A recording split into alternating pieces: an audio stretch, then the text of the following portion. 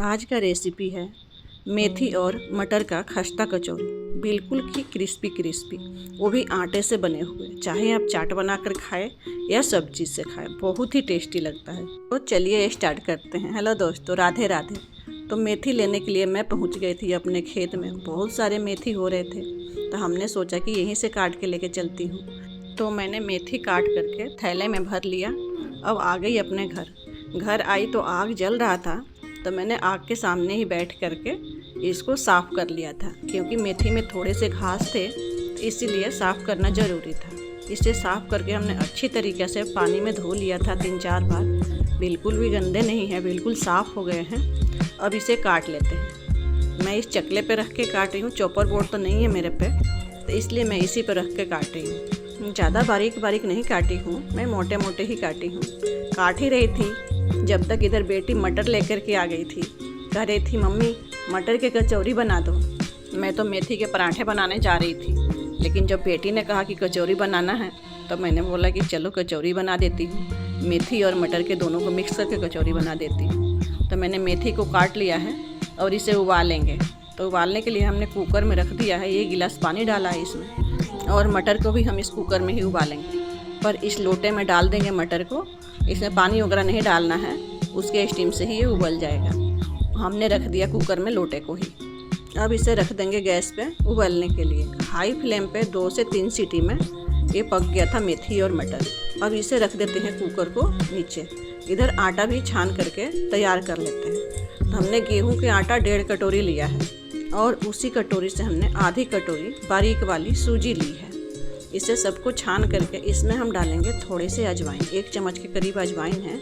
इसको ऐसे हाथों से मसल करके डाल देंगे। स्वाद अनुसार इसमें नमक डालेंगे। इसको मिला करके एक तरफ रख देंगे। फिर इधर कुकर के ढक्कन खोल करके देख लेते हैं अपना मेथी और मटर सही से पका है या नहीं। मटर बहुत ही अच्छी तरह से पक गया है, मेथी भी पक गया था, यानी उबल गया था। इसको हम रख देते हैं सबको एक तरफ। ठंडा हो जाएगा, जब तक मसाले कुछ तैयार कर लेते हैं। हमने लिया है साबुत धनिया और लाल मिर्च, और थोड़े से सौंफ, जीरा, काली मिर्च और लौंग, और हरी इलायची है 2 इसमें। इन सबको डाल करके हमें अच्छी तरह से रोस्ट करना है, यानी भून लेना है, ताकि पीसने में आसानी हो। मैं 1.5 साल से वीडियो बना रही हूँ, पर कोई फ़ायदा नहीं हो रहा है। 1.5 से 2 GB डाटा मैं रोज़ खर्च कर रही हूँ। हर महीने रिचार्ज करवाना पड़ता है, और मुझे कोई सपोर्ट नहीं कर रहा। मेरी वीडियो इतनी गंदी लगती है आप लोगों को कि मेरे वीडियो को लाइक सब्सक्राइब नहीं करते हो आप। तो प्लीज़ दोस्तों सपोर्ट कीजिए और मेरी वीडियो को लाइक सब्सक्राइब कीजिए। ये लीजिए, मसाले हमने तैयार कर लिए हैं। इधर अब मटर को भी हम इसी पे पीस लेंगे, बारीक करके। बिल्कुल ही दरदरा नहीं पीसना है, बारीक पीसना है। मटर हमने पीस लिया है। मेथी को भी हम इसी पे पीस लेंगे, सिलबट्टे पे ही। इसको थोड़ा सा निचोड़ देंगे, पानी इसका निकाल देंगे। इतना पानी निकालेंगे ताकि पीसते समय हमें इस पर पानी ना डालना पड़े। तो हमने मेथी को भी पीस लिया है। आप चाहे तो इन सब चीज़ों को मिक्सी जार में पीस सकते हैं। तो मेथी हमने पीस लिया है। अब चलते हैं आटे की तरफ। आटा में हमने थोड़ा सा डाला है मोइन के लिए रिफाइंड ऑयल। आप चाहे तो इसमें घी, सरसों के तेल भी डाल सकते हैं। तो इसको हमने मिक्स कर लिया है अच्छे से। अब पीसा हुआ ये मेथी है हमारे पास, इसको हम इसमें डाल देंगे। इसे डाल करके हमें आटा गूँथना है सही से, बिल्कुल सॉफ्ट सा। अगर पानी की ज़रूरत पड़े तो आप इसमें पानी भी डाल सकते हैं। तो हमने बहुत ही सॉफ्ट सा आटा गूँथ लिया है, क्योंकि ये बाद में टाइट हो जाएगा। इसमें सूजी है थोड़ा सा। अब इसे ढक करके हम रख देंगे एक तरफ किसी प्लेट से या कपड़े से। तो हमने इसे ढक दिया है। इधर गैस जलाएंगे, उस पर रखेंगे फ्राई पैन।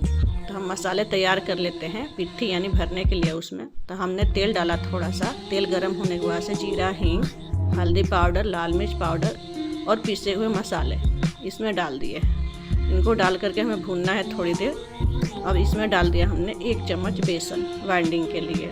तो बेसन डाल करके हमें भूनना है थोड़ी देर तक, ताकि बेसन का कच्चापन निकल जाए। अब इसमें पीसे हुए मटर डाल करके थोड़ी देर के लिए भूनेंगे, और थोड़ा सा इसमें काला नमक और सफ़ेद नमक स्वाद के अनुसार डाल करके हमें थोड़ी देर के लिए इसे भूनना है। और अगर आपके पास आमचूर पाउडर है तो उसे भी डाल दीजिएगा, मेरे पास ख़त्म हो गया था। अब इसमें बारीक कटा हुआ हरा धनिया डाल दिया हमने, और थोड़ी देर के लिए इस तरीके से चलाएंगे। और फिर हम इसे पैन को उतार लेंगे नीचे। ठंडा होने के बाद से इसके छोटे छोटे इस तरीके से हमें लड्डू बना लेना है, ताकि भरने में आसानी हो। तो हमने ये सारे लड्डू बना करके तैयार कर लिया है इसका। अब आटे को देख लेते हैं। आटा टाइट सा हो गया है क्योंकि इसमें सूजी पड़ा था तो सूजी भी फूल गया था।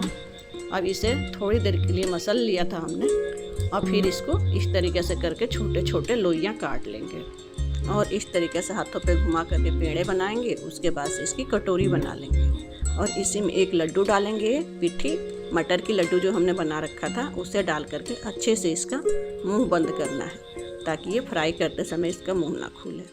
हमने इस तरीके से तैयार कर लिया है कचौरी। 5-6 कचौरी हमने तैयार कर लिया है। अब चलते हैं इसको फ्राई करने के लिए। तेल हमारा पहले से गर्म हो रहा था तो हमने उसमें डाल दिया है कुछ कचौरियाँ, जैसे 5-6 कचौरियाँ डाल दिया है। अब हमें इनको बिल्कुल ही धीमे आंच पे फ्राई करना है ताकि ये कुरकुरी हो और खस्ता हो। तो हमने अच्छी तरह से फ्राई कर लिया है। कलर भी इसका देख सकते हैं आप कितना प्यारा आ रहा है।